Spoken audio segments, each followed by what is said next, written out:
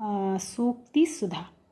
तो सूक्ति से आप परिचित होंगे, यानी कि सुंदर उक्ति, सुधन उक्ति। इसमें संधि जब होगी तो सुधन उक्ति यानी सुंदर उक्ति, यानी उक्ति मतलब होता है कथन। तो सुंदर कथा रूपी, और ये क्या है, सुधा मतलब अमृत को कहते हैं। ठीक है। प्रस्तुत पाठ चाणक्य द्वारा रचित चाणक्य नीति तथा नारायण पंडित प्रणीत हितोपदेश से संकलित किया गया है। महर्षि चाणक्य द्वारा कहे गए मुक्तक पद्य जीवन को मूल्यवान बनाने के लिए परम उपयोगी हैं। पद्य संख्या 1 से 3 में किस स्थान पर निवास करना चाहिए, कौन मनुष्य का सच्चा मित्र है तथा गुणों की उपयोगिता का वर्णन है। पद्य संख्या 4 से 8 हितकारी उपदेशों को सूचित करते हैं, यथा मूर्ख व्यक्ति का प्रवीण होना, मनस्वी व्यक्ति का व्यवहार, पुरुष के 6 दोषों का वर्णन तथा सांसारिक जीवन सुखों के वर्णन। जीवन को मधुर तथा उद्देश्यपूर्ण बनाने के लिए कतिपय मूल्यों की आवश्यकता होती है, और ये नीतिपरक पद्य तथा हितकारी उपदेश जीवन को सुसंस्कृत एवं सार्थक बनाने में उपयोगी तथा सहायक सिद्ध होंगे। ठीक है। ये तो इसके विषय में है कि आप इसमें क्या क्या पढ़ेंगे और वो हमारे जीवन में किस प्रकार से हमारे लिए उपयोगी होंगे। ठीक है। पहला श्लोक है, यस्मिन् देशे न सम्मानो न वृत्ति न बांधवा नाचा विद्या आगमः कश्चिद वासम तत्र न कार्येत्। यहाँ पर कवि कह रहा है कि यस्मिन यानी जिस, और देशे मतलब देश में, तो जिस देश में ना सम्मानो सम्मान ना हो, ना वृत्ति ना ही वृत्ति हो मतलब आजीविका का कोई साधन हो, नाचा बांधवा और वहाँ पर उसका कोई अपना परिजन भाई बंधु ना हो, नाचा विद्या आगमः और वहाँ पर कोई विद्या प्राप्ति का भी साधन ना हो, तो ऐसी जगह पर व्यक्ति को कश्चिद वासम तत्र न कार्येत, वहाँ पर, तत्र माने वहाँ पर, कैसी, जहाँ पे ये चीज़ें ना हो, कश्चिद किसी भी तरह से वहाँ पर वास नहीं करना चाहिए, यानी वहाँ पर रहना नहीं चाहिए। किस किस जगह पे, जहाँ पर, जिस देश में व्यक्ति को सम्मान प्राप्त ना हो, व्यक्ति की आजीविका आजीविका का कोई साधन ना हो, रोजी रोटी मतलब, और बांधवा जहाँ पर उसके भाई बंधु ना हो, और ना ही वहाँ पर जहाँ पर विद्या आगम यानी विद्या की प्राप्ति का कोई साधन हो या उसके लिए विद्या प्राप्त करना सुलभ ना हो, तो ऐसी जगह पर व्यक्ति को निवास स्थान नहीं बनाना चाहिए, अर्थात वहाँ पर उसे वास मतलब नहीं रहना चाहिए। आतुरे व्यसने प्राप्ते दुर्भिक्षे शत्रुसंकटे राजद्वारे शमशाने च यस्तिष्ठति स बांधवा। आतुरे कहते हैं किसी रोग या कष्ट पीड़ा में होने पर, व्यसने प्राप्त यानी कि किसी बुरी आदतों में पड़ जाने पर, या दुर्भिक्षे मतलब जो सूखा पड़ जाता है हैं, और शत्रु संकट यानी शत्रु से कोई प्राप्त भय जब हो जाता है, या राजद्वारे जब राज दरबार पर किसी प्रकार का दोषारोपण लगता है, तो ये सारी स्थिति व्यक्ति के जीते जी की स्थितियां हैं कि किसी रोग या पीड़ा में पड़ जाने पर है। आतुरे मतलब व्यसने मतलब किसी व्यसने प्राप्त यानी बुरी लतों में, बुरी आदतों में पड़ जाने पर, दुर्भिक्षे मतलब सूखा पड़ने, अकाल जिसे कहते हैं, और शत्रु संकटे शत्रु के द्वारा प्राप्त किसी भय संकट हो उससे कोई, या राजद्वारे का मतलब अभी क्या बताया था कि राजद्वार में, राज दरबार पर जब किसी प्रकार का दोषारोपण हो रहा हो, तो इन सारी स्थितियों में, और उसके बाद शमशाने यानी कि मृत्यु के बाद शमशान तक जो व्यक्ति के यह तिष्ठति जो साथ रहता है, जो साथ देता है, सा बांधवा वही सच्चा बंधु है व्यक्ति का। ठीक है। तो ये सारी बातें बताई कि जो ऐसी ऐसी स्थिति में साथ दे वही उसका सच्चा बंधु है। को अतिभारा समर्थानाम किम दूरम व्यवसायिनाम को विदिशा सविद्यानाम को अप्रिय प्रियवादिनाम।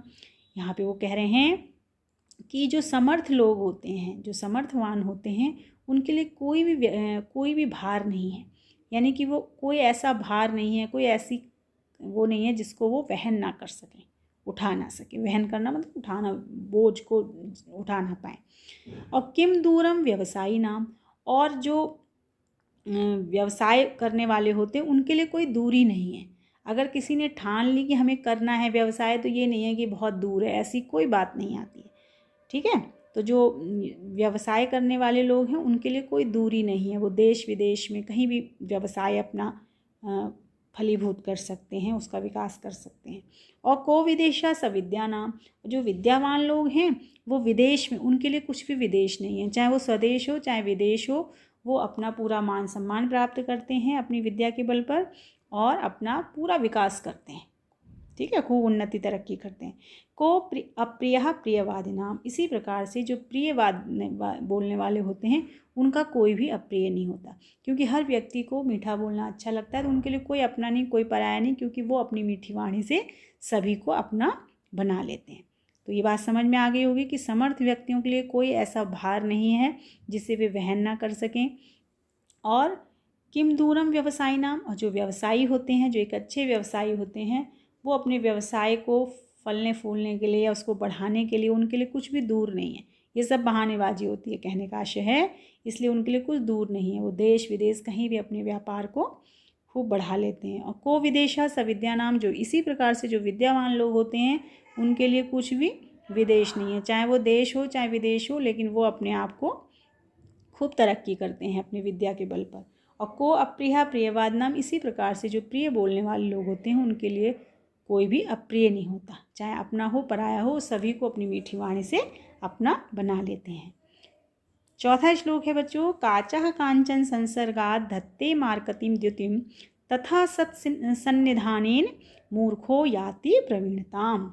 यहाँ पर कवि कह रहा है कि जो कांच का एक साधारण टुकड़ा होता है वो भी कांचन संसर्गात्, यानी कि कांचन, इस वाले कांचन का मतलब है सोने के संसर्ग में, यानी सोने की संगति में क्या हो जाता है, धत्ते धारण करता है, मार्कतीम यानी पन्ने, पन्ना एक महंगी धातु होती, महंगा पत्थर होता है, और द्युतिम मतलब शोभा को। तो एक साधारण कांच का टुकड़ा भी जब सोने की संगति में आता है तो वो जो है एक पन्ने की शोभा को धारण करता है।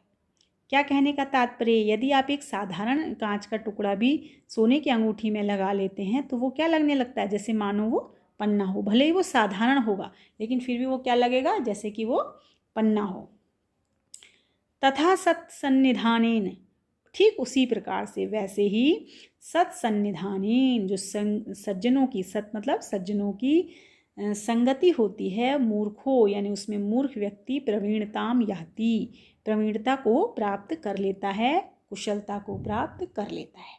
ठीक है, तो इसकी कांच की किससे की है तुलना, ये मूर्ख व्यक्ति की तुलना कांच से और सज्जनों की तुलना सोने से। तो एक उदाहरण के द्वारा उन्होंने इस बात को पुष्ट किया है कि जैसे एक साधारण कांच का टुकड़ा सोने की संगति से पन्ने की कांति को धारण करता है, पन्ने की शोभा को धारण करता है, ठीक वैसे ही जो मूर्ख व्यक्ति होता है वो सज्जनों की संगति से कुशलता को, प्रवीणता को प्राप्त करता है। अब है आपका बच्चों 5वां श्लोक, कुसुम स्तंभकस्य कुसुम्बस्तवकस्यैव द्वयी विरक्ति मनस्विना सर्वेषां मूर्धिन व तिष्ठेद विश्रेत वने अथवा। यहाँ पे कवि कह रहा है कि जो मनस्वी, यहाँ पे मनस्वी मतलब जो स्वाभिमानी व्यक्ति है उसके स्वभाव के बारे में बताया है कि जो मनस्विना यानी कि जो स्वाभिमानी आत्मसम्मानी लोग होते हैं उनकी वृत्ति जो होती है, जो उनका स्वभाव होता है वो द्वयी किस प्रकार से होता है, ठीक कुसुम के गुच्छे की तरह होता है। जैसे कुसुम स्तवक कहते हैं, फूलों के गुच्छे की समान उनकी वृत्ति होती है, उनका जो स्वभाव होता है वो होता है। दोनों की कैसी होती है, एक जैसी होती है स्वभाव। तो सर्वेषां मूर्धिन, तो वो कैसी होती है, जो फूलों का गुच्छा होता है वो या तो सबके मतलब देवताओं के या फिर महापुरुषों के मूर्धिन सिर पर चढ़ना चाहता है कि मुझे उनके शीश पर चढ़ाओ, और या फिर क्या चाहता है कि मैं उसी डाली पर जहाँ पर मैं हुआ हूँ उसी डाली पर लगे लगे सूख के मुरझा के नष्ट हो जाऊँ, यही फूल चाहता है। इसी प्रकार से जो आत्मसम्मानी, जो स्वाभिमानी लोग होते हैं वे भी क्या चाहते हैं, अपने आत्मसम्मान की कीमत से, पर वो कुछ और नहीं चाहते, वो चाहते हैं कि या तो हमें पूरा सम्मान मिले, लेकिन आत्मसम्मान की आत्मसम्मान मिल नहीं रहा और सब, तो उसकी कीमत पर, उसके बदले में वो और कुछ भी नहीं चाहते। ठीक है, उससे वो मर जाना पसंद करेंगे लेकिन आत्मसम्मान अपना नहीं खोना चाहते। ठीक है, अब आता है आपका, ये है आपका 6वां श्लोक है बच्चों, धनानि जीवितं चैव परार्थे प्राग्य उत्सर्जेत सन्निमित्तं वरम त्यागो विनाशे नियते सती। यहाँ पर क्या बताया गया है कि जो विद्वान लोग होते हैं, प्राज्ञ कहते हैं विद्वान लोगों को उत्सृजे छोड़ देना चाहिए।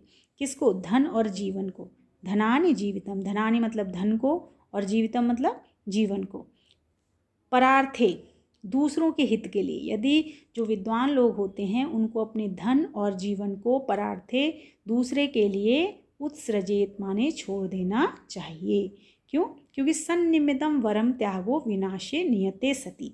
क्योंकि ये दोनों ही चीज़ें क्या, इनका विनाश निश्चित है। विनाशे नियते सती, क्योंकि इन दोनों ही चीज़ों का विनाश जो है वो नियते मतलब बिल्कुल निश्चित है कि होनी है।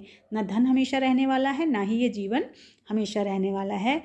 तो इनके इसलिए इसको सन्निमित्तं वरम त्यागो, इसलिए जब इनको रहना है ही नहीं हमेशा, तो इससे तो अच्छा है जो विद्वान लोगों को क्या करना चाहिए, इसको अच्छे निमित्त के लिए, सन्निमित्तम किसी अच्छे हेतु के लिए, अच्छे निमित्त के लिए इसका त्याग जो है वरम माने श्रेष्ठ है।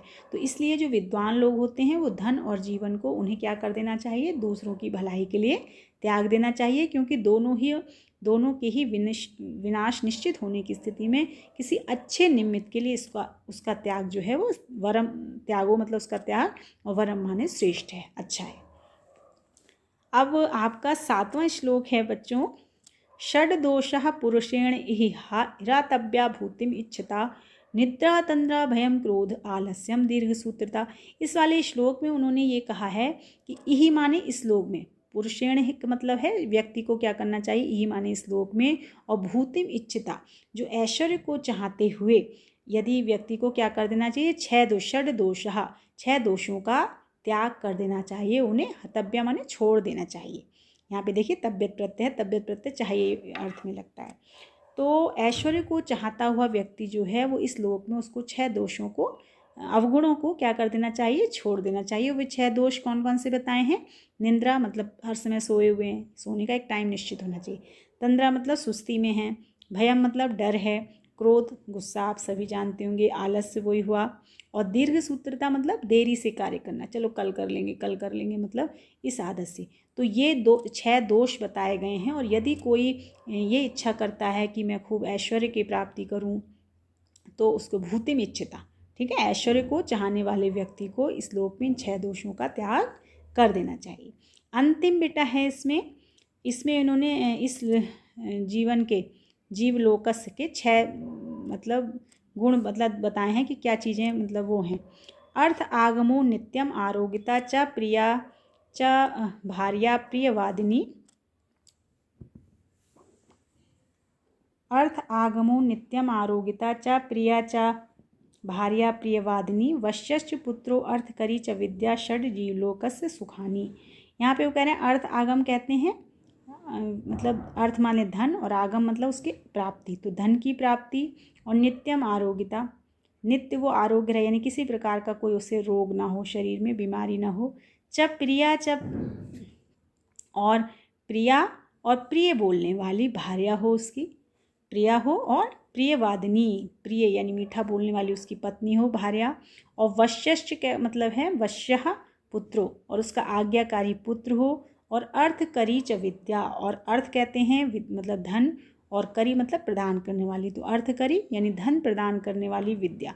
तो ये आप देखिए उन्होंने 6 इस जीवन के षड मतलब 6 जीवलोकस इस संसार के क्या बताए हैं, सुख बताए हैं। हे राजन क्या क्या है, पहला सुख उन्होंने बताया नंबर 1 धन की प्राप्ति, नित्य धन की प्राप्ति, नित्य आरोग्यता, बिल्कुल हमेशा व्यक्ति स्वस्थ रहे, उसमें किसी प्रकार का रोग दोष ना हो, तो नंबर 2 ये हो गया। नंबर 3 हो गया कि प्रिय और प्रिय बोलने वाली पत्नी, तीसरा। चौथा क्या हो गया, चौथा आज्ञाकारी पुत्र हो गया।